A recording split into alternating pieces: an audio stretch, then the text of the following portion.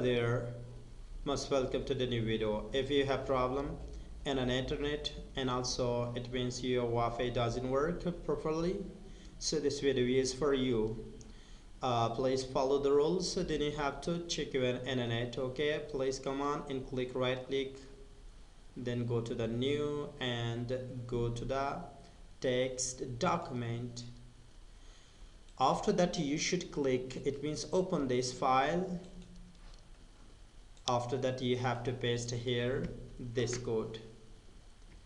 So you should write this code like that in the notepad, and after that you should come here and save the file as a bit, like any name give here, like for example regarding the Wi-Fi I will write here Wi-Fi dot bit, and here select all, then you have to click on OK, then close.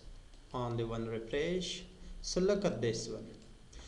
Whenever you have a problem, it means in a Wi-Fi problem, internet doesn't work, so it means just come here and select, right click on it in that file, then you have to run as administrator, then yes.